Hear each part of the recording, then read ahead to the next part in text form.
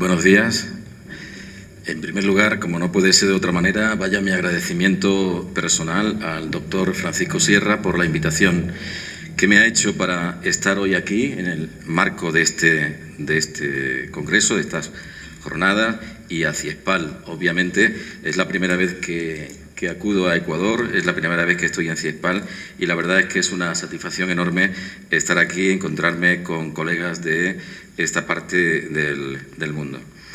El tema, el cronista como testigo y juez de los acontecimientos, desde luego es un tema muy amplio, es un tema que puede ser abarcado desde múltiples perspectivas. Yo no voy a abandonar en mi intervención mi propia tradición académica y voy a hacer mis consideraciones y planteamientos en torno a este tema a partir, sobre todo, de algo que para mí es fundamental, es la visión histórica del problema de la comunicación. Es decir, no voy a atender de una manera muy directa la cuestión que se plantea, la cuestión central del Congreso sobre la cuestión de las narrativas, sino porque a mí me preocupan inicialmente otras cuestiones que creo que pueden ser y deben ser, desde mi punto de vista, tenidas en cuenta a la hora de hacer un análisis completo de la complejidad que tiene este fenómeno, ¿no? Hay una cuestión, en primer lugar, que yo quiero plantear, y sobre todo a raíz de la excelente intervención de mi colega, el profesor Bernardo Díaz Nosti, cuando él ha hablado del periodismo muerto y ha hecho referencia a ese libro que va a presentar mañana. Hay una pregunta inicial que hay que hacerse y es por qué en casi todo el mundo el periodismo tiene problemas. El periodismo no solo tiene problemas en América Latina, el periodismo tiene problemas en Estados Unidos, el periodismo tiene problemas en Europa, y yo creo que esa es una cuestión que tendría que hacernos reflexionar sobre la universalidad del propio problema, ¿no? En fin, cuando se habla del cronista como testigo, evidentemente desde mi punto de vista el periodista fundamentalmente es un testigo, no es necesariamente un juez, pero es fundamentalmente un testigo que debe tomar partido, eso sí, por la búsqueda de la verdad. Fíjense, cuando he hecho este planteamiento inicial, ¿por qué en casi todo el mundo el periodismo tiene problemas? Los periodistas parece que son testigos incómodos en todos sitios, por esa difícil relación que mantienen con el poder. En las dictaduras los periodistas son perseguidos de una manera directa, física, incluso asesinados, como ya se ha apuntado aquí, pero en las democracias los periodistas son perseguidos de otra manera, en el sentido de que se les persigue precarizando absolutamente su trabajo y proletarizando su propia actividad, cuando no se les cercena la posibilidad de ir frente al poder establecido. Por eso yo creo que el problema fundamental, desde mi punto de vista, es la necesidad de volver al periodismo. Tras el periodismo débil, el periodismo muerto, el periodismo inexistente o el periodismo basura, yo creo que la cuestión central que desde mi punto de vista a mí me preocupa es la necesidad de volver al periodismo tal como se ha venido concibiendo incluso en el siglo XX. Omar Rincón planteaba justamente una pregunta al profesor Díaz Nosti preguntaba directamente: ¿ha muerto el periodismo que se hacía en el siglo XX? Yo creo que desde mi punto de vista hay que recuperar los valores y el sentido y las funciones que el periodismo del siglo XX, sobre todo en ese periodo cronológico que también el profesor Díaz Nosti mencionaba, a partir de la Segunda Guerra Mundial, el periodismo tiene que volver, desde mi punto de vista, a recuperar esa capacidad de búsqueda de la verdad. Eso sí, evidentemente, tiene que seguir explorando nuevos formatos expresivos, narrativos, tecnológicos, en función, evidentemente, del contexto. Yo creo que plantearse la construcción de nuevas alternativas al periodismo y la construcción de nuevas narrativas debe hacerse, desde mi punto de vista, respondiendo a 3 o 4 cuestiones para mí fundamentales. Aclarar claramente cuáles son las razones de la debilidad del periodismo y los factores que influyen en esa debilidad, conocer bien el contexto en el que esta situación se produce y plantearse o no la necesidad de recuperar la función social del periodismo, que es evidentemente lo que lo ha de caracterizar fundamentalmente. Yo creo que hay, por tanto, que volver a recuperar ese periodismo del siglo XX de otra manera, en otro contexto, en el siglo XXI, obviamente, y digamos, provocar lo que ya ha ocurrido en otras etapas históricas con relación al periodismo.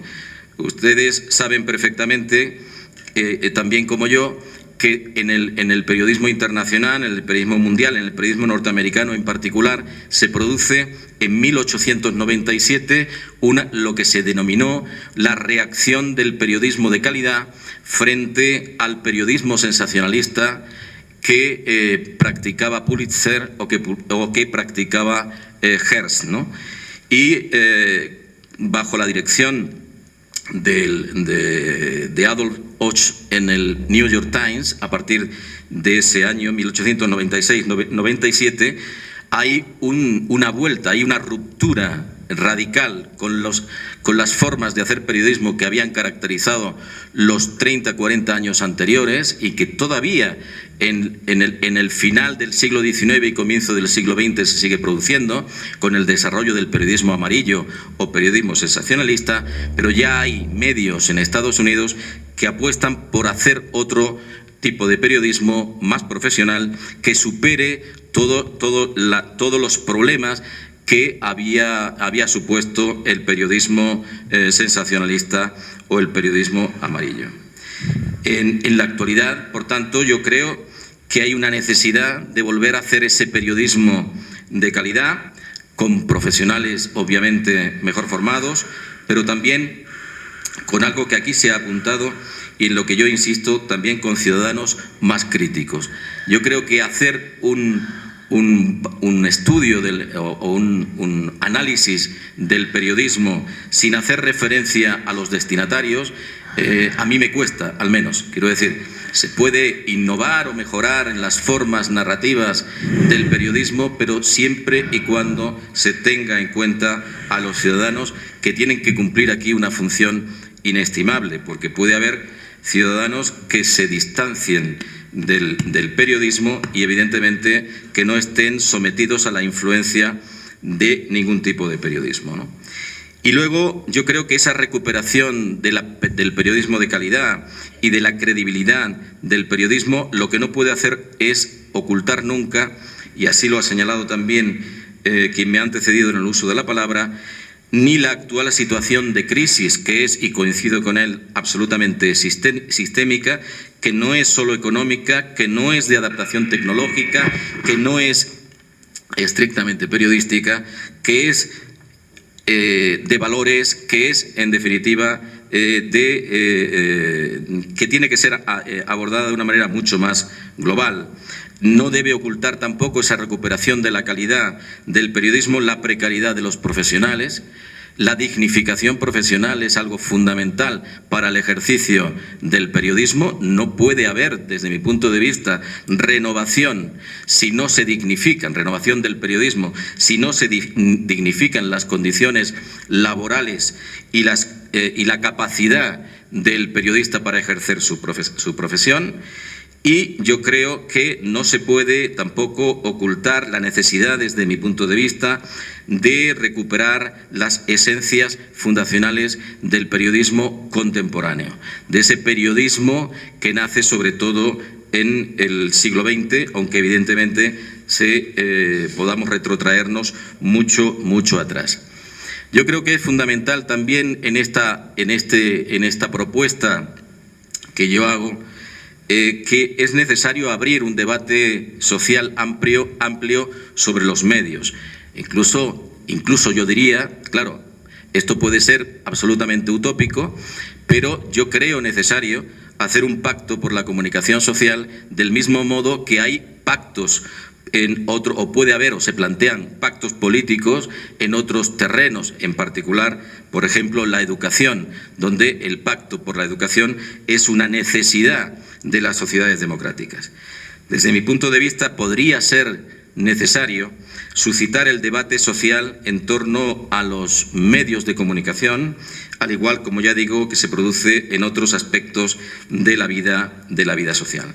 Porque los medios son necesarios. Es verdad que alguien lo preguntaba hace un rato, el título que el profesor Díaz Nosti pone al libro, Periodismo muerto, es un título que además tiene una fuerza muy grande, que es capaz de suscitar nuevas interrogantes y nuevas preguntas para analizar no solamente pues, la cuestión de las dificultades que los periodistas tienen en el ejercicio de su labor, sino también si realmente ha desaparecido o no ha desaparecido el periodismo. Evidentemente, por ahí decían las organizaciones sindicales, al menos en España, que no hay periodismo sin periodistas. En la sociedad actual los medios siguen siendo igualmente necesarios. Es verdad que el periodismo es muy débil, está atravesando una etapa muy difícil, pero que desde mi punto de vista no son solo necesarios, sino que son muy importantes. El periodismo sigue siendo, desde mi punto de vista, una actividad fundamental, un pilar de la democracia.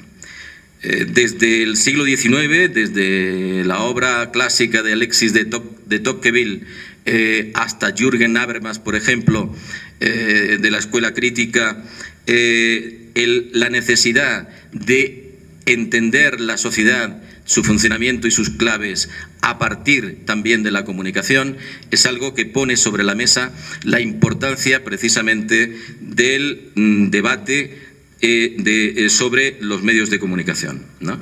Toda teoría de la sociedad, desde mi punto de vista, pasa por una teoría social de la comunicación. Fíjense, a lo largo del tiempo se ha producido, desde mi punto de vista, un proceso acumulativo a lo largo de la historia del periodismo y de la comunicación, un proceso acumulativo por el cual los medios de comunicación o la comunicación social, con independencia del contexto, pero ha ido ganando espacio.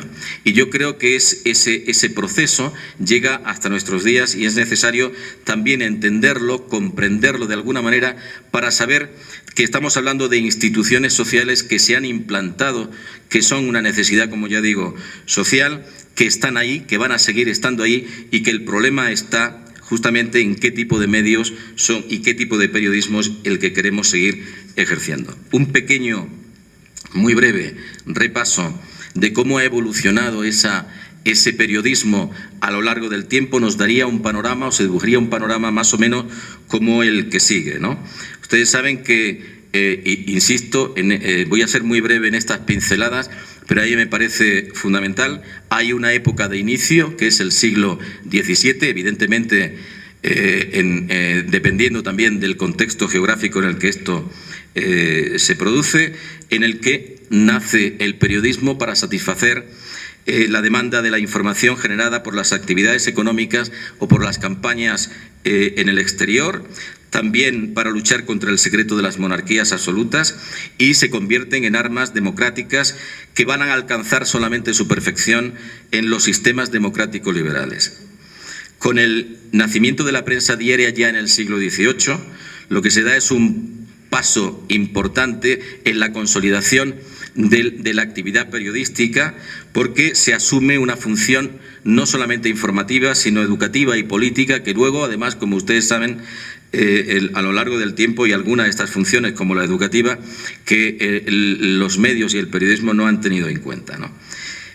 Se produce el auge del periodismo de opinión, que es un periodismo fundamentalmente político, que evidentemente llega hasta nuestros días, porque esto no quiere decir que, como además también se apuntaba anteriormente, hoy día la opinión se disfraza de información justamente para ocultar muchas cuestiones, pero ahí estaríamos en lo que es el análisis precisamente del periodismo.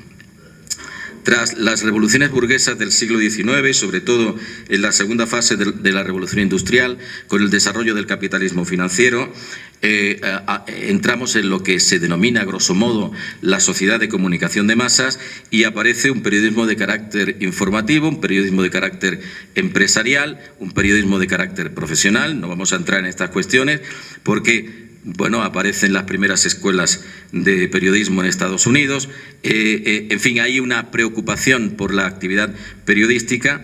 La opinión pública aparecerá canalizada a partir de este momento, sobre todo a través de la prensa, posteriormente de la radio y de la televisión. El control, la influencia y la manipulación de la opinión pública se darán no solamente en la medida en que los medios canalicen a esta opinión pública, sino en la medida en que se manipule o se configure esta opinión pública. Desde la perspectiva de la ciencia política, fíjense, todos estos procesos de control, influencia y manipulación de la opinión pública que se desarrollan sobre todo a partir de este momento, estaríamos en el último cuarto del siglo XIX hasta los primeros años del siglo XX, son procesos sociológicos con los que parece que quienes hacen teoría política, con los que hay que contar en la dinámica de todo sistema político. Sin embargo, desde mi punto de vista, esta explicación estrictamente académica, como nos suele ocurrir a nosotros como académicos cuando queremos encorsetar dentro de nuestra propia disciplina el análisis de los fenómenos comunicativos, no pueden justificar de ninguna manera que se pervierta la función social que los medios tienen asignada.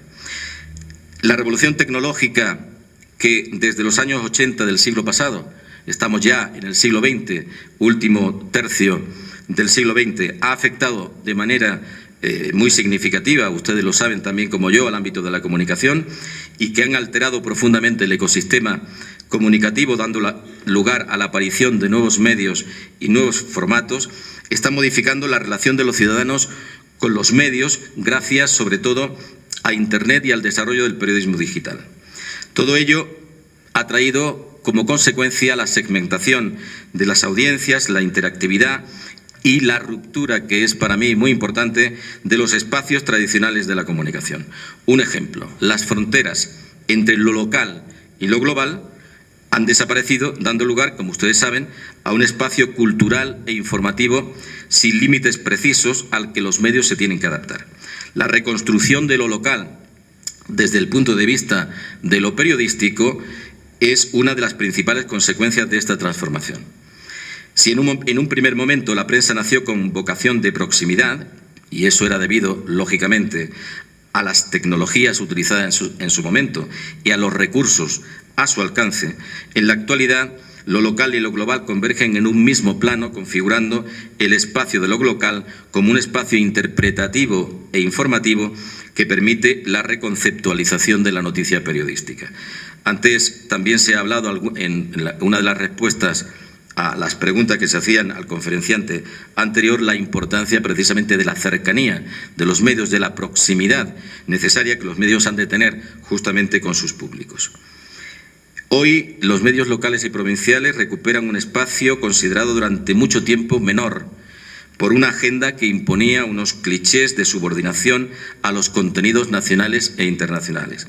La reconstrucción periodística de lo local, como agenda inclusora de lo que acontece a nuestro alrededor, pero interpretado a la luz de contextos más amplios, no hace, desde mi punto de vista, sino enriquecer aún más la función de la información y revalorizar los medios denominados locales. Precisamente, lo local tiene ante sí este reto, ocupar una centralidad informativa que anteriormente le era negada y producir una agenda que, partiendo del entorno más inmediato, ofrezca al ciudadano, su principal destinatario, las claves para entender no solo su espacio más próximo, sino también la del mundo en el que vive. Desde mi punto de vista, este ha de ser el camino narrativo, un itinerario que se ha de llevar a cabo con la misma profesionalidad, ética y compromiso con los valores democráticos que han de caracterizar cualquier otro formato periodístico. Otro ejemplo. Quizás una de las relaciones de dependencia más importantes que el periodismo mantiene en la actualidad es con la política. También la economía, evidentemente. Tanto es así que hay una correlación clara entre el déficit democrático y el déficit mediático. Este fenómeno de apropiación del periodismo por parte de la política se produce sobre todo en países donde existen bajos índices de lectura, de prensa fundamentalmente, que siguen siendo, desde mi punto de vista, todavía una barrera infranqueable. Y es aquí uno de los grandes problemas del periodismo, es decir, la sociedad que tenemos a nuestro alrededor, la sociedad que estamos configurando. Se da la paradoja de que numerosos ciudadanos, los que no leen información por ninguna vía, están obviamente al margen de las grandes corrientes de opinión. Ustedes me dirán, bueno, es que utilizando Twitter o utilizando Facebook o utilizando otras herramientas digitales, los individuos se integran precisamente en esas corrientes mayoritarias de opinión. Yo lo dudo en un sentido macropolítico del análisis, no en un sentido micro. Esto, desde mi punto de vista, no es solo una cuestión mediática, sino que tiene, como acabo de mencionar o que acabo de intentar decir, tiene una relación directa con el tipo de democracia. Pese al creciente impacto que las redes sociales siguen produciendo sobre la sociedad, el discurso dominante, desde mi punto de vista, sigue configurándose desde los grandes medios de referencia. Internet y las redes sociales constituyen, eso sí, un espacio paralelo, desde mi punto de vista, todavía no alternativo, por su fragmentación y su capacidad para construir opinión pública se reduce por ahora a hechos y acontecimientos puntuales y muy concretos. La agenda, a mi entender, sigue siendo construida por los grandes medios de referencia porque es los grandes medios de referencia en cualquier soporte, ojo, y a través de cualquier de los medios que conforman los grandes conglomerados mediáticos actuales. Entre otras cosas porque es el que consultan, leen y guían el comportamiento de los políticos y de una parte dominante de la opinión pública. Los nuevos consumos que generan los nuevos usos de las tecnologías móviles de comunicación están conformando, obviamente, un nuevo tipo de opinión pública más fragmentada, pero no necesariamente más informada. Unos consumos menos intensivos de los contenidos informativos son los que están caracterizando al nuevo usuario de la comunicación digital. El lector digital, por el momento, tiende a lecturas más superficiales, a flashes informativos, más que a lecturas detenidas y en profundidad de los temas de actualidad. Esto incluso yo creo que va a condicionar lo que es el tipo de periodismo. Es probable que el periodismo diario dé paso a un periodismo analítico de carácter semanal, desapareciendo, como parece que ocurre en muchos sitios, estos periódicos diarios en papel que se van a mantener, eso sí, en el digital.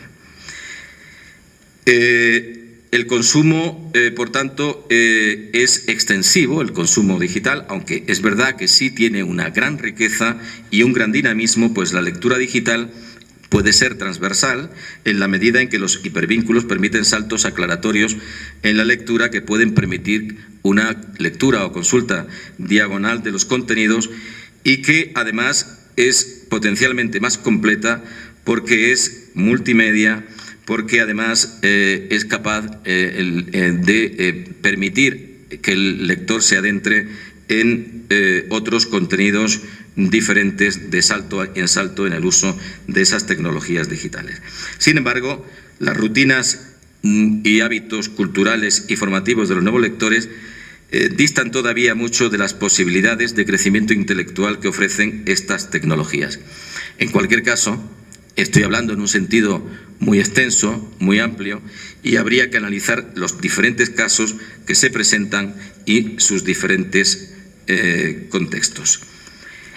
Me avisan de que me queda muy poco tiempo. Voy a concluir y luego en el diálogo pues podemos hablar un poco más y concluir de la siguiente manera. Yo creo que el periodismo ha de seguir garantizando la función social para la que ha nacido. Los profesionales del periodismo, cada vez más cualificados, son la mejor garantía para que esto se lleve a cabo.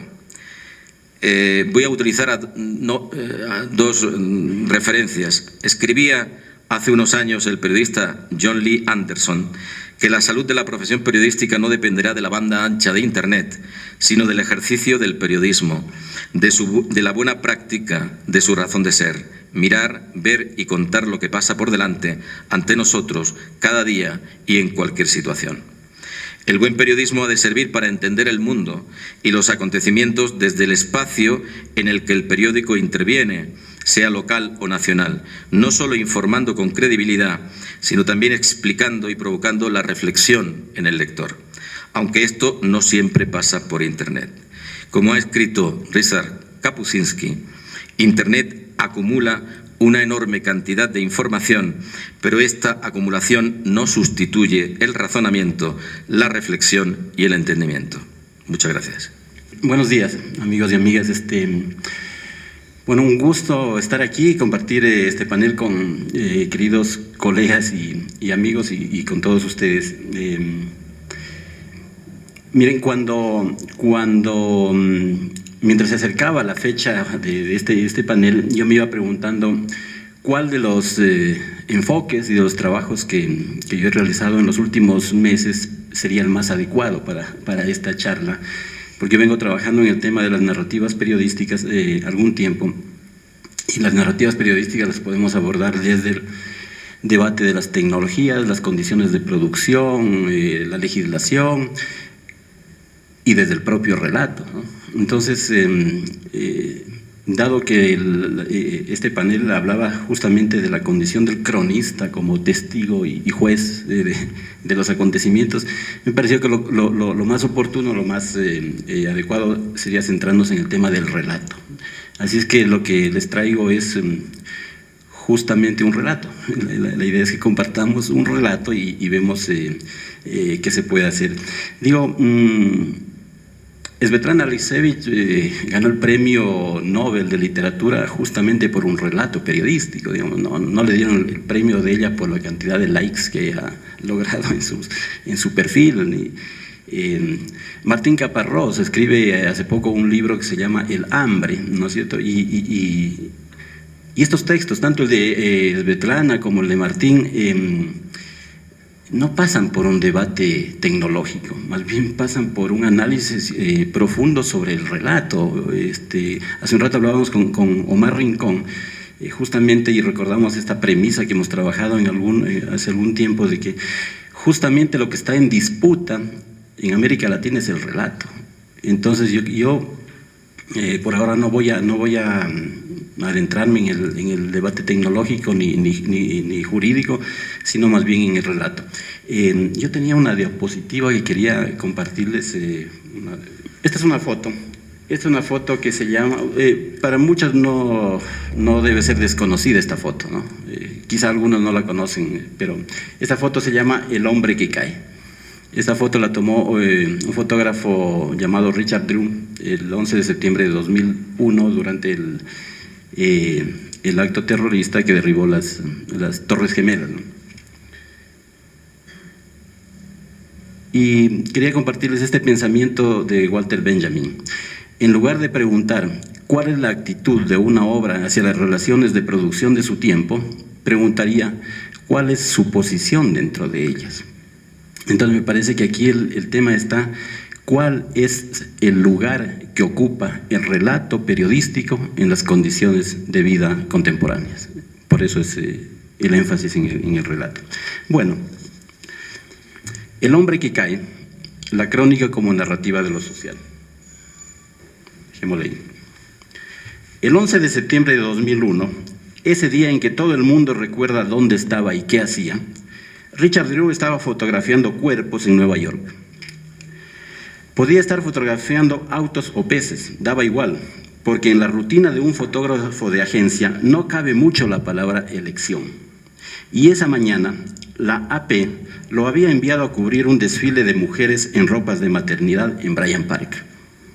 Un trabajo sin historia, pero daba igual, porque un fotógrafo nunca sabe cuándo se hace la historia. En eso, Un camarógrafo que estaba a sus espaldas comentó que un avión se acababa de estrellar contra la torre norte del World Trade Center. Al mismo tiempo, el jefe de Drew le dijo lo que tenía que hacer. Cuando llegó a las cercanías del desastre, vio que las torres gemelas estaban en llamas. Y cuando se acercó más, vio que desde los pisos superiores muchas personas estaban saltando al vacío. De nuevo, no había elección, porque no está entre las decisiones de un fotógrafo el destino de los cuerpos que entran o salen de su encuadre. Así es que acomodó su lente de 200 milímetros y se dedicó a tomar la caída de cada uno. Al grito de "ahí viene otro", lanzado por los atemorizados espectadores en tierra, Drew enfocaba el cuerpo y lo seguía en una secuencia de varias fotos. Y así estuvo un buen rato hasta que la torre sur se vino abajo y poco tiempo después la torre norte seguía el mismo camino. Entonces, Drew decidió que había cumplido su trabajo y al mismo tiempo era hora de salvar su propia vida. Regresó cubierto de ceniza a las oficinas de la AP en Rockefeller Center. Allí descargó la cámara y no tuvo que lidiar mucho para encontrar lo que buscaba. Era la foto de un hombre cayendo con una verticalidad asombrosamente simétrica con respecto de las torres. Una imagen icónica del salto al vacío. La estética de la caída se dirá después. Al día siguiente, la imagen salió en el New York Times y en cientos de periódicos en el mundo. Richard Drew no pensaba entrar a la historia ese día, pero él mismo hizo historia con su cámara. El hombre de la foto no estaba identificado. Pocos días después, un periodista quiso saber quién era ese hombre. Y ese es el principal eje narrativo de la crónica El hombre que cae, Falling Man en inglés, de Tom Junod, publicada en la revista Esquire en septiembre de 2003, 2 años después de la tragedia, y cuyo origen es resumido, quizá de modo demasiado simplificado en las líneas anteriores.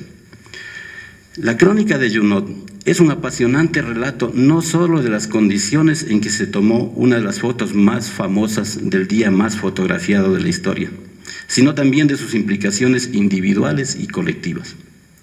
No solo transmite información acerca del acto terrorista que para muchos marcó el inicio del siglo XXI, sino también ofrece la posibilidad de comprender al menos una parte de un estado de cosas complejo y caótico. Mediante su escritura, Junod explora en su propia subjetividad y en la de los otros las marcas invisibles de una tragedia que acabó con la vida de 3.000 personas y cuyos efectos se pueden rastrear siguiendo el trazo aéreo de una de las víctimas, siguiendo la estela del hombre que cae. Para comenzar, lo único que tiene Junod ante sus ojos es la foto de un hombre cayendo al vacío, un hombre que, cito a Junod, parte de esta tierra como una flecha, que si no estuviera cayendo, bien podría estar volando. Un hombre que, dice de nuevo Junod, no parece intimidado por la succión divina de la gravedad. Mediante una sucesión de oraciones cortas, el cronista propone solo algunas de las infinitas maneras de mirar la caída de un hombre hacia la muerte. Hay allí una exploración filosófica respecto de la decisión de saltar, de llenar por última vez de aire los pulmones antes del encuentro con lo inevitable. Dice Junod, algunas personas que miran la foto ven en ella estoicismo, fuerza de voluntad, un retrato de la resignación. Otras ven algo más, algo discordante y por lo tanto terrible, libertad. El cronista nos pone de entrada en contacto con un elemento clave del relato, la mirada. El tema de la mirada es sumamente importante en esto. No obstante, aclara más adelante Junod, se trata de una imagen congelada por una fracción de segundo. En el suceso real, ese hombre, como todos los que saltaron de las torres, siguió cayendo hasta desaparecer. En el resto de la secuencia, continúa Junod, el saltador aparece como cualquier ser humano tratando de aferrarse a la vida. Es decir, cayó de forma desesperada, sin elegancia alguna. A diferencia de la primera foto, en la que la posición del cuerpo concuerda con las líneas verticales de los edificios, que pronto iban a desaparecer también, en las demás, el hombre no está engrandecido por la estética. Es simplemente un ser humano, y esa humanidad asustada y en algunos casos en posición horizontal, destruye cualquier otra cosa de ese encuadre, dice Junod. Así plantea otro elemento fundamental del relato, la representación. Tradicionalmente, a la fotografía se le ha asignado la función de producir imágenes fidedignas de la realidad, de documentos indiscutibles, de una fidelidad garantizada por la condición mecánica e impersonal de la máquina. Esta noción se olvida del fotógrafo como operador intencional de la cámara, como dueño de una conciencia que actúa sobre la herramienta. Es decir, la fotografía es el resultado de una mirada particular. Y más que una reproducción inapelable de la realidad, es una representación de ella. En ese sentido, la fotografía también es un relato. De modo que lo que Richard Drew produjo con su cámara, además de un registro histórico irrepetible, es un relato, y por lo que se verá después, un relato perturbador. Tom Junod lo sabe, y a partir de esa certeza comienza una indagación acerca de los efectos sociales de esa imagen. Las preguntas que intenta resolver a lo largo de su crónica son: ¿quién es el hombre que cae? Y otra: ¿qué mira la sociedad estadounidense cuando mira esa foto? Es allí donde comienza a surgir la información y donde cobran cuerpo otros significados por fuera de los evidentes. Cuenta Junod en la misma crónica que, antes que él, alguien ya se hizo la primera pregunta. El Toronto Globe and Mail envió a un reportero llamado Peter Cheney a resolver el misterio. Cheney hizo un trabajo cuidadoso y agobiante entre las miles de fotos de los desaparecidos y concluyó que el hombre que cae podría ser Norberto Hernández, un inmigrante de origen mexicano que trabajaba como chef de pastelería en un restaurante de los pisos 106 y 107 de las Torres. Con la foto en la mano, visitó a dos familiares de la víctima y en principio ellos confirmaron su hallazgo. Sin embargo, cuando asistió al funeral de Hernández y le planteó la pregunta a una de sus hijas, fue obligado malamente a marcharse con una frase inapelable: ese pedazo de mierda no es mi padre. Durante la investigación para su crónica, Junod comprobará cómo la resistencia de las imágenes comenzó inmediatamente después del atentado. Nadie pudo acostumbrarse jamás. Nadie que haya visto esas escenas habría querido verlas de nuevo, aunque muchos, por cierto, hayan vuelto a verlas. La sociedad estadounidense decidió cerrar los ojos a esa y otras fotos. Varios medios de comunicación tuvieron que defenderse de la acusación de explotar la muerte de un hombre, quitarle su dignidad, invadir su privacidad y convertir la tragedia en una pornografía de imágenes lascivas. Las imágenes de los saltadores se convirtieron así en un tabú y la foto de Drew en algo icónico y prohibido al mismo tiempo, dice Junod. Tenemos ahora entonces tres miradas sobre un mismo hecho. Primero, la mirada del fotógrafo que estuvo allí cumpliendo su trabajo como testigo pagado de la historia. Segundo, la mirada del cronista, que mira la caída como un relato, como un acto de redención. Y tercero, la mirada social, que prefiere desviar la vista para no reconocerse en su condición vulnerable. Junod se desplaza entre una y otra, revisa archivos, hace llamadas, consigue testimonios y construye con ello un significado inesperado. En una nación de voyeristas, el deseo de enfrentar los aspectos más perturbadores de nuestro día más perturbador fue adscrito de alguna manera al voyerismo. Como si la experiencia de los saltadores fuera, en vez de la parte central del horror, algo tan tangencial que debería ser olvidado, dice Junod. Veamos ahora la mirada del fotógrafo. Richard Drew nunca ha cerrado los ojos ante el horror. Cuando tenía 21 años, cuenta Junod, estuvo parado detrás de Bobby Kennedy cuando le dispararon a la cabeza. Su casaca se manchó con la sangre de Kennedy, pero él saltó sobre una mesa y tomó las fotos de los ojos abiertos y abatidos de Kennedy.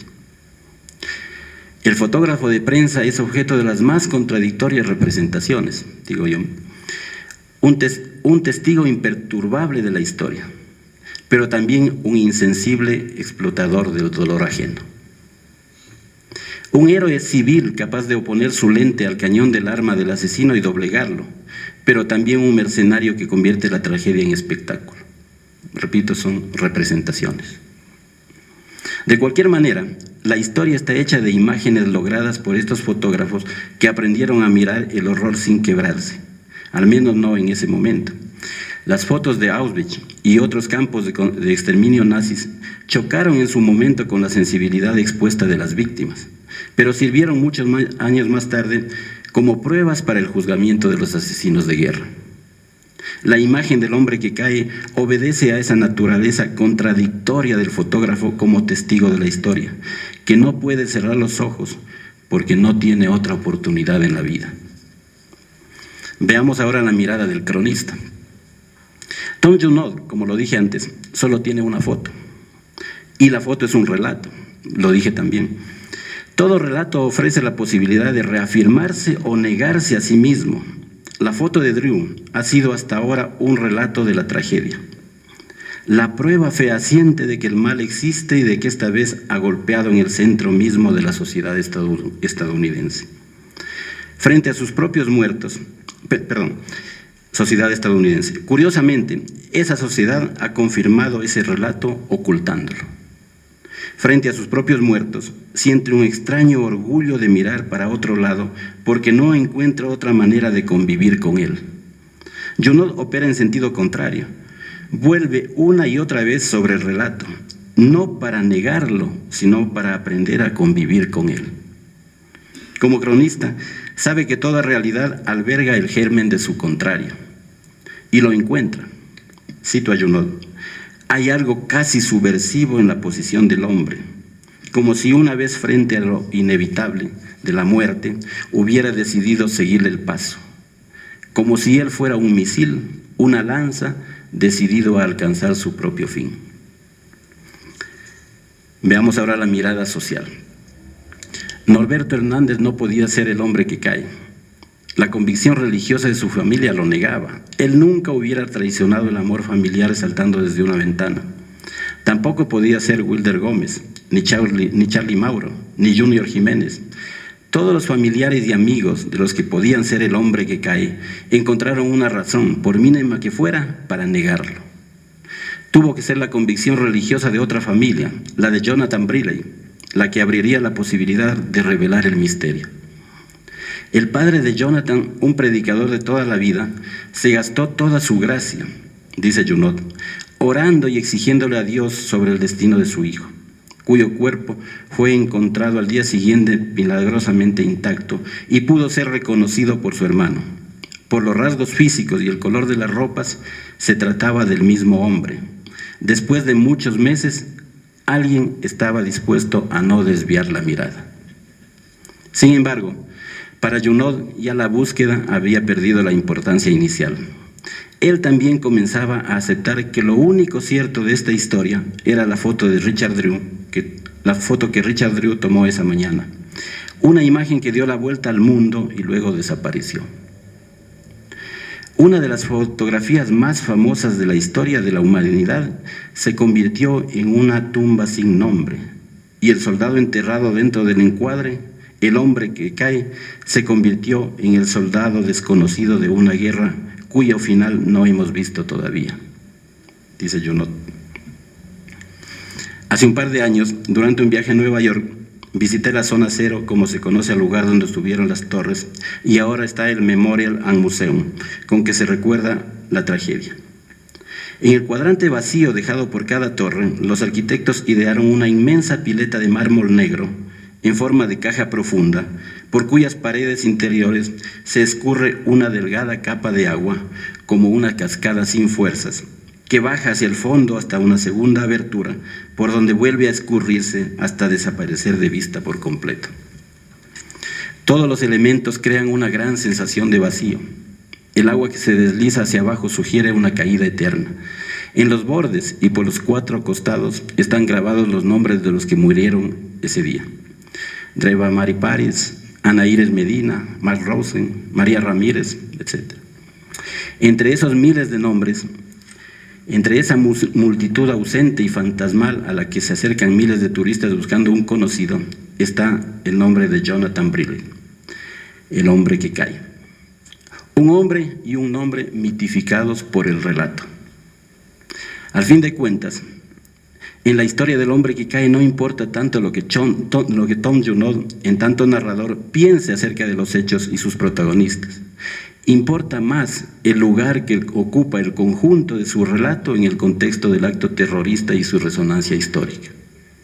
No es solo la subjetividad del cronista la que construye el relato, sino un acumulado de pensamiento crítico, de conceptos artísticos, de coyuntura política, de teorías sociológicas, de cultura mediática y otros elementos vigentes en ese momento, los que se activan en la voz del narrador. Como queda claro, la crónica de esa multitud aniquilada en las Torres Gemelas también puede ser narrada a partir de la trayectoria corporal de un solo individuo, porque la crónica aspira a ser una síntesis de la conciencia de su época. En ese sentido, no solo se trata de indagar qué dice la crónica respecto de la realidad, sino también de qué manera esa crónica forma parte constitutiva de esa realidad. El valor del relato no está solo en su enunciado, sino también en los efectos sociales y culturales que provoca, es decir, en la conciencia de lo vivido. Así, la crónica adquiere su importancia como relato de lo social en el momento en que rebasa los horizontes informativos y narrativos y alcanza un lugar como producto del pensamiento. Aunque no me he referido a una crónica estrictamente latinoamericana, quizá lo que acabo de contar ayude a mirar y valorar de otra manera la trayectoria histórica, social y discursiva de la crónica en el ámbito latinoamericano. Muchas gracias. Yo creo que tuvimos un excelente comienzo cuando Gabriel nos dijo que afuera había sol. Esa es una crónica, porque se me ocurre que es muy parecido esa figura que utilizó Gabriel con la que utilizó Nabokov. Nabokov dice que el hombre de las cavernas salía diariamente a la puerta de la caverna. Esto sería una caverna académica, en el sentido físico estoy hablando. Y ahí con una afuera, donde hace sol, y le debemos creer a él que hace sol. Nabokov entonces cuenta que el hombre de las cavernas sale a la puerta de la caverna con sus hijos y le muestra a los lobos que pasan y le dice, lo señala y dice el lobo, y los niños repiten siguiendo la obediencia paterna, el lobo, el lobo. Bueno, él está haciendo una figura básica del lenguaje, que es la designación. El hombre se retira con sus hijos hacia la intimidad de la caverna y un día que sus hijos estaban por fuera de la caverna, les escucha gritar que el lobo, que el lobo, que el lobo. Y el padre sale a tratar de verificar el grado de aprendizaje, diríamos que sería la PISA de ese momento, el grado del aprendizaje del lenguaje de los niños, y no encuentra ningún lobo. No hay lobos por allí. Y entonces Nabokov dice que en ese momento se inventa la novela, la invención de la novela, la invención de la ficción. Yo escuché cuando alguien le preguntó a Gabriel García Márquez, sobre el cual hablaré y leeré un texto el último día, el sábado. Alguien le hizo la pregunta en una reunión en el Café Fouquet del Hotel Camino Real, donde Gabo nos había invitado a crear el premio de Nuevo Periodismo. Allí estaba Gabo, estaba Tomás Eloy Martínez, estaba Carlos Monsiváis, estaba Alma Guillermo Prieto. A las 12:30 del día, recuerdo que nos citó, y a esa hora estuvimos en el hotel. Obviamente la invitación venía con el debido pasaje aéreo, debo hacer esa mención. Y en la reunión le preguntaron a Gabo, no sé si fue al comienzo, pero esta es una pregunta como de postres, de café. le preguntaron, Gabo, ¿qué es una crónica? Y Gabo respondió rápidamente, casi como un rayo, dijo, una crónica es un cuento que es verdad.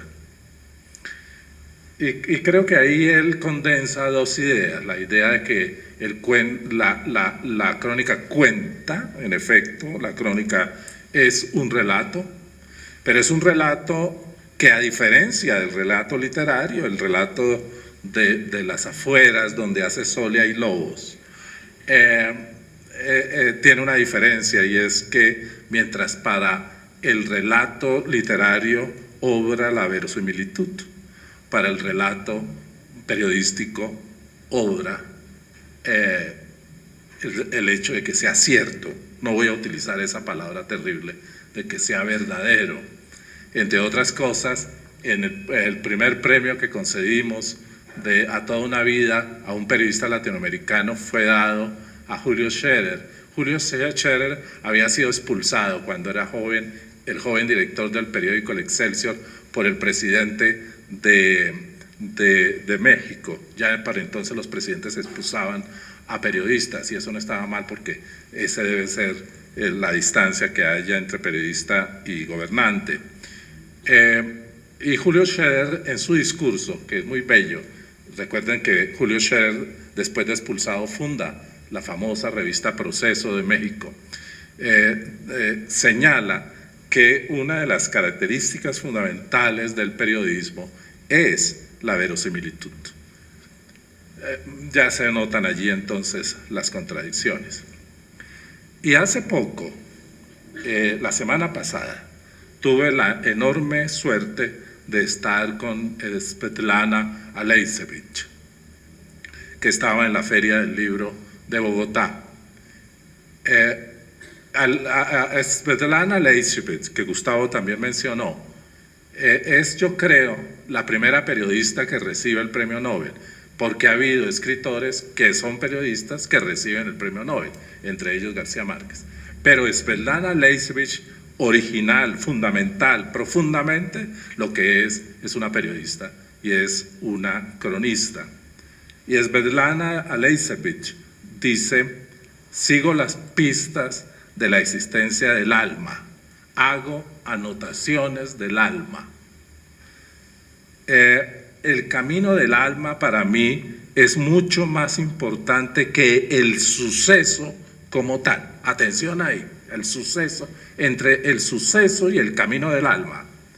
Eso no es tan importante. El cómo fue no está en primer lugar. Lo que me inquieta y me espanta es otra cosa. ¿Qué le ocurrió allí al ser humano? Escribo la historiografía de los sentimientos, la historia del alma. Bien, eso es lo que dicen a las grandes cronistas contemporáneas. Es más, la primera cronista que es Premio Nobel de Literatura. En la conversación con Svetlana Alexievich de la semana pasada, que era el primer viaje que hacía a un país de habla hispana, no ha ido a España, vino directo desde Bielorrusia a Bogotá.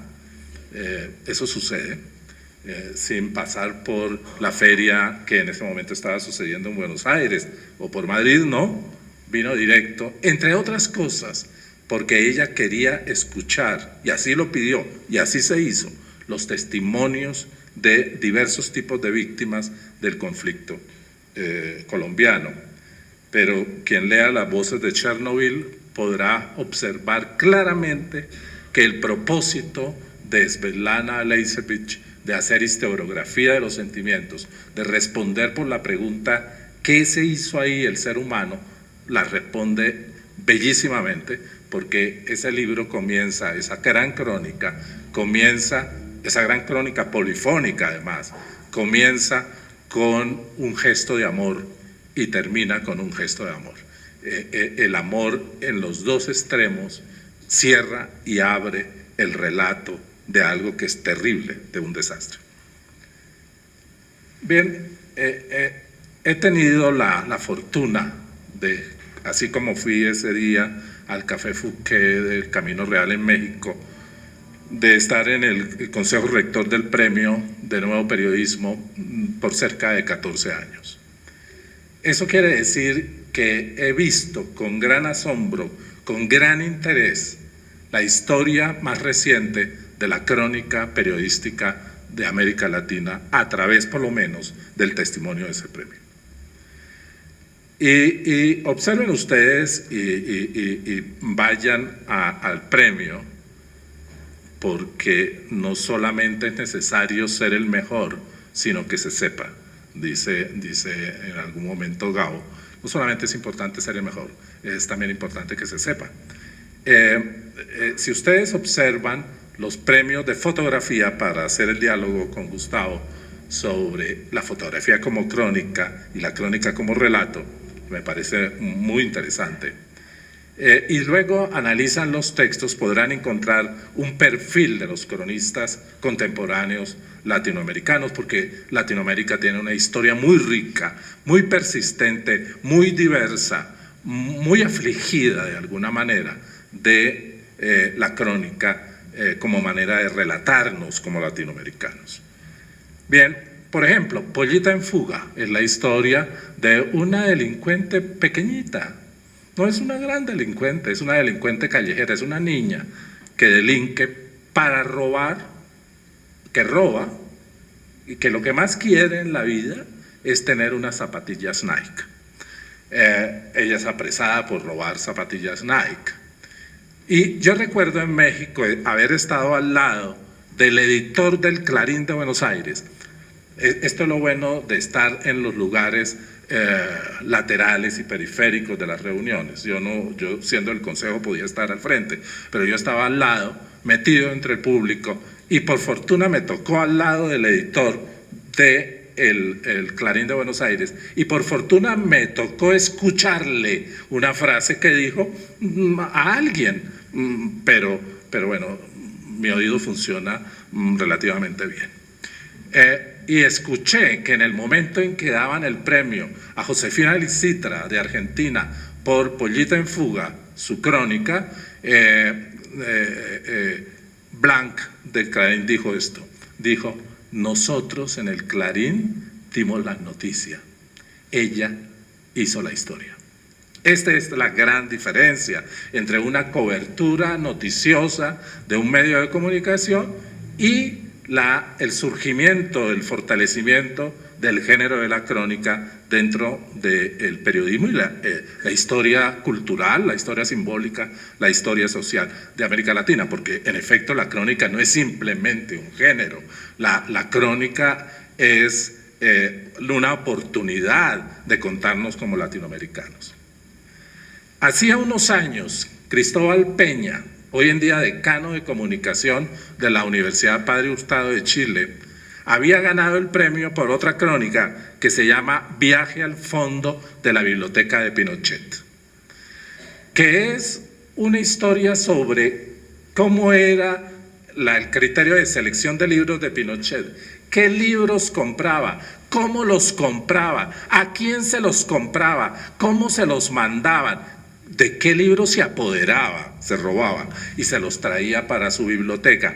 ¿Por qué el interés por Napoleón de Pinochet? ¿Por qué ese interés por grandes figuras que estaban allí en la colección de sus libros? Y Cristóbal Peña lo que hace es pasar uno tras otro por los lomos, por esa cartografía de los libros que representan de algún modo a un tirano, a un dictador, a un estado de la sociedad, en este caso de la sociedad chilena. Pero el primer premio que dimos, por ahí en el año 2002 sería, ya me llamó muchísimo la atención. Y dije, esto quizás va por buen camino, por ese tipo de supersticiones que tenemos los latinoamericanos, o algunos de los latinoamericanos, para no decir que todos son supersticiones, porque hay unos seres racionales, serios, objetivos, que no se meten con supersticiones. Pero yo las tengo, y entonces a mí me interesaba saber cómo arrancaba el premio. Primer punto, ese premio fue dado a un periodista de Brasil, Entonces yo dije, bueno, esto es un continente casi, debe haber cantidades, miles de periodistas en Brasil. Pero lo segundo que me llamó la atención es que se diera a una revista de O Globo. Eso ya me puso algo nervioso, un gran grupo mediático que recibía el premio. Pero después mi alma se tranquilizó cuando supe que era de una revista de agricultura. Esto me pareció extraordinario, que el primer ganador de la crónica del premio Gabriel García Márquez de periodismo haya sido alguien que escribió en una revista de agricultura y que el premio él lo recibió y dijo que solamente en esas circunstancias lo podía aceptar junto con el reportero gráfico, el fotógrafo que le había acompañado a hacer una crónica que yo creo que continúa siendo una inmensa crónica del periodismo de América Latina, que fue una crónica sobre un río. ¿Quién hace crónica sobre un río? Sobre un río que pasa 7 estados del Brasil, es decir, 7 estados europeos, perfectamente pueden ser, que atraviesa un Danubio, un Volga de Brasil, pero alrededor del cual viven las poblaciones más pobres de todo el Brasil, en el nordeste del Brasil, y él hace una crónica, cuenta el Brasil, nos cuenta del Brasil, nos cuenta que hay sol afuera a través de lo que se ve desde las riberas de un río que atraviesa un país. Bien. Año más tarde, Leila Guerreiro, otra figura de la crónica latinoamericana, ganó el premio con una crónica que se llama El rastro en los huesos, que es qué se descubre en los huesos de los desaparecidos, de los muertos, de las víctimas, qué descubren los forenses, qué mundo se abre, qué soles aparecen afuera a partir de las huellas dejadas por los victimarios sobre los huesos esparcidos, probablemente entristecidos, de los asesinados. Bien, el año pasado, y aquí ya señalo algunas características que yo creo tiene la crónica periodística latinoamericana particularmente, fui jurado del premio de imagen. Se presentaron 280 trabajos de toda América Latina, 280. De los 280 fueron seleccionados 12 trabajos, cada uno diferente en términos del tema de la imagen hoy. Allí había lo que los brasileños llaman cuadriños, cuadriños son tiras cómicas. Allí había televisión para la web. Allí había video tradicional, allí había fotografías. Y curiosamente, los 3 trabajos que finalmente ganaron fueron una foto increíble, que es impensable, tomada por un fotógrafo en Melilla, de unas gentes que quieren pasarse y se quedan suspendidos en una valla de Melilla junto a un campo de golf. El segundo trabajo de un fotógrafo español era un trabajo extraordinario sobre la guerra de Ucrania. Y el tercer trabajo, al quien le dimos el premio, es el trabajo de uno de los grandes fotógrafos contemporáneos, un jovencito chileno que se llama Tomás Munita, que hizo un trabajo fotográfico sobre los animales salvajes en la Patagonia. Pero esos animales no son simplemente un trabajo de zoología, ni siquiera de zoología fantástica, que parece serlo, sino es un trabajo sobre quiénes somos, en dónde estamos. Hay todavía relaciones entre naturaleza y cultura en este continente. Hay todavía capacidad de asombro como tuvieron los primeros viajeros frente a los Patagones, entre otras cosas, ¿no? Sobre eso es el comienzo, el discurso para recibir el premio Nobel de Gabriel García Márquez es exactamente sobre esa especie de asombro de los primeros navegantes que llegaron y vieron unos seres que ellos creían gigantes, eran altos ciertamente, y extraños, que eran los habitantes de la Patagonia. Yo me le acerqué a Tomás en alguno de los cafés y le dije: Tomás, porque a mí me encanta ver las costuras, la trasescena, las bambalinas, ¿qué hay detrás de esto? Eso es muy importante en la crónica y en general en el periodismo, las costuras. Y le hice una pregunta, le dije: tú presentaste 12 fotografías, 12. ¿Cuántas fotografías tomaste? Me dijo: 30.000. Bueno, 30.000. Entonces, la crónica no es un ejercicio de la excepcionalidad, o de que un tipo diga: hay sol, o ahí están los lobos, no están los lobos. Es un trabajo metódico, es un trabajo riguroso, es un trabajo de construcción, en efecto narrativo, es un trabajo de construcción de las historias, es un trabajo de ubicar el lugar desde donde se ve, es un trabajo de presuposiciones, es un trabajo lingüístico muy, muy juicioso. ¿Cuáles serían algunas características? Quiero por lo menos enunciarlas de la crónica vista desde América Latina. Primero es que claramente la crónica es más de testigos que de jueces. O sea, no es el tema de esta reunión. El tema de esta reunión es la crónica entre ser testigo y juez, o algo así, ¿no? El cronista no es un juez. Mejor dicho, la antidefinición de cronista es que sea juez. El cronista es sí un testigo, pero es un testigo subjetivo, ¿no? Que trabaja a partir de elementos objetivos, de un cuento que es verdad. Primer punto ese. Segundo, la crónica cuenta. Ahí estamos totalmente de acuerdo con Gustavo. La crónica es a su vez representación, pero es un ejercicio de representación de detalles del mundo, no de todo el mundo, y por otra parte es un ejercicio narrativo de las formas de la representación. En mi discurso, pero ya, yo no sé, ya tal vez no lo tengo que decir después, porque ya lo estoy anunciando, pero en mi discurso sobre Gabo, yo recuerdo una frase que Gabo me dijo después de presentarle uno de mis estudios sobre la representación mediática del conflicto armado colombiano en prensa y de televisión. Cuando yo terminé de hablar en una junta directiva, en un grupo muy pequeño de la Fundación en México, ahí estaba Gabo y yo decía: le estoy haciendo perder el tiempo, es que no le puedo quitar 3 minutos, en 3 minutos sube Remedio la Bella al cielo después de haberse tomado un chocolate, y eso es muchísimo más importante que mis cifras y mis estadísticas. Pero bueno, él resistió y al final se quedó unos minutos callado, dos o tres, y de pronto suelta otra vez una frase como la del hotel en México y me dice: hermano, lo que pasa es que el mundo se le escapó al periodismo. Ahora lo que tenemos es que reinventarnos el mundo.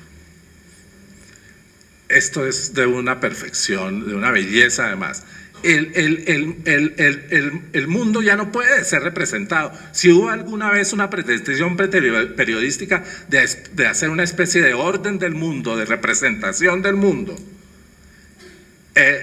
no fue posible, y es más, el mundo ha desbordado completamente al periodismo. Pero él me dice, no que se debe reinventar el periodismo, no me dijo eso, me dijo: lo que se debe reinventar es el mundo. Y ahí está resumida de manera muy densa esta idea que ha resaltado Gustavo de la crónica cuenta, pero la crónica representa. ¿Pero de qué manera representa? ¿Representa totalidades o representa detalles? ¿O es a partir de detalles y matices como va construyendo totalidades provisionales? Bien, lo dejo ahí. No por razones de tiempo, sino por razones de ignorancia, de que yo no puedo contestarme esas preguntas, por más que las mascullo. Lo tercero, la crónica como el arte hace visible lo invisible, la tesis de Paul Klee.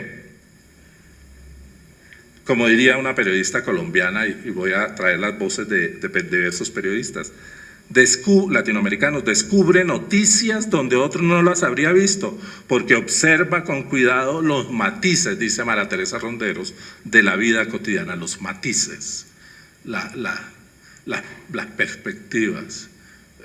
Como decía Omar esta mañana en el bus, bueno, eso es una van elegante que nos traía, y decía, es impresionante de Quito la luz. Y él me hizo recordar cuando decía eso a un gran crítico latinoamericano que toda su vida prácticamente vivió en París, Damián Bayón, que algún día le escuché una conferencia en la Universidad de los Andes en Bogotá, y la conferencia fue sobre la luz de Bogotá, la luz de Macuto en Venezuela. La luz de Macuto en Venezuela es el más grande pintor venezolano, es Armando Reverón. Y la luz a la que se refería Bayón, Damián Bayón en Colombia, es nada menos que Santa María, uno de los grandes pintores colombianos, que casi nunca vivió en Colombia, como son los buenos pintores colombianos, o los buenos escritores, casi nunca vivieron allá.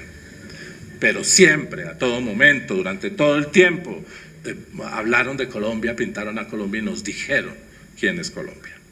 Eso por un poco los periodistas que intentan decirnos las cosas porque se supone que van a las cosas y estamos cubriendo la fuente. Bueno. Tercero, la crónica es entonces un ejercicio periodístico de visibilidad, de traslado de lo invisible. ¿Los migrantes? Sí, los migrantes. ¿Los desaparecidos? Sí, los desaparecidos. Pero muchos otros temas que nos hacen y que le interesan a la gente saber. Tercero, la crónica recupera, es una idea de Martín Caparrós, la narración en primera persona, atención a esto, en primera persona. Y el lenguaje literario como gesto político, dice, al hacer visible la mediación, la traducción de la realidad. Esto también es una tercera característica, la relación entre lenguaje, crónica, periodismo y gesto político. El gesto político no está en hablar de política solamente. El gesto político no está en atacar al gobernante solamente. El gesto político está en otros lugares y eso es lo que nos tenemos que preguntar. Yo me pregunto, por ejemplo, y estoy aterrado por el gesto político de Podemos en España, que lo primero que propone es una serie de reglamentaciones de los medios de comunicación. Ah, tan fácil, aprendieron de Latinoamérica, con que aprendieron las malas mañas latinoamericanas, los problemas. Y Errejón escribe con Chantal Mouffe, ¿quién es el pueblo? Pero lo primero que proponen, la propuesta que acaban de hacer la semana pasada, es reglamentar y hacer educación mediática. Parece un programa de los 80, ¿no? De una orden religiosa dedicada a salvar las almas a través de la catequesis mediática. Pero van a catequizar, claro. Con que las habas se cuecen por muchas partes. Se están cociendo por Rusia y Putin, se están cociendo por Cameron, y se están cociendo por Trump, se están cociendo por la situación en España y por aquí que se cuecen hace rato por muchos lados. Cuarto, también esta idea, por favor, que es clave, que la plantea Caparrós: escribir significa encontrar modos éticos, pero no modos éticos que vuelan a naftalina o que vuelan a solución fácil, no. Es la ética como lugar de fractura y lugar de argumentación, la ética civil. Dice: la entrevista a un asesino o a un genocida en un ejemplo extremo. Su transcripción, dice de Martín, pone a prueba nuestra capacidad de inventar mecanismos narrativos que nos distancien simbólicamente del victimario. Le damos voz, pero al mismo tiempo hallamos la forma sutil de insinuar nuestro desacuerdo, nuestra repulsa. Creamos una retórica de la distancia moral. Esto es bellísimo. la crónica como una retórica de la distancia moral. Yo hablé personalmente, porque para eso utilizo tener ese privilegio de ser jurado o de ser del Consejo y de la Junta de la Fundación García Márquez, con un fotógrafo que recibió una mención de honor por haber tomado una foto de un torturador argentino. No les cuento cómo hizo esa foto, pero sería toda una discusión moral sobre eso, porque la hizo solamente él y afuera donde está el sol, había 100 fotógrafos esperando que nunca tomaron una foto, y él sí la tomó. ¿Por qué? Eso les dejo el interrogante. Pero lo que es interesante es que el torturador estaba, cuando él entra a tomar fotos, estaba mirándose en el espejo de su celda porque se estaba rasurando. Y la primera pregunta que le hace el torturador, que había torturado a gente realmente, que había infligido sufrimiento en la gente, él se estaba rasurando, porque lo iban a extraditar a España, desde México, y él se voltea y ve al fotógrafo que le toma fotos y le pregunta: ¿hay mucha gente afuera? Mediten en la pregunta: ¿hay mucha gente afuera esperándome? Él gana el premio de Nuevo Periodismo por fotografía, la fotografía de ese tirano. Perdón. Entonces es el cometido ético del cronista. Y finalmente, dos amigos cercanos, Alberto Salcedo Ramos, que es sin duda uno de los grandes cronistas colombianos, si no el mejor cronista contemporáneo colombiano, dice: la crónica no será jamás la tierra prometida de los notarios, que simplemente se limitan a dar fe. Esto es muy lindo. No es un periodismo que simplemente da fe, no es un territorio de notarios. El periodismo no es territorio de notarios. El periodismo lo quieren convertir algunos en territorio de notarios. Cuando era profesor en la Universidad de los Andes, del taller de arte, yo era profesor en el taller de arte de la Universidad de los Andes, había un pintor colombiano extraordinario que se llama Santiago Cárdenas. Pero Santiago Cárdenas siempre viste de tweed, con corbata, es todo. Cuando el que lo ve dice: este no es un artista, porque tenemos ciertos estereotipos del artista.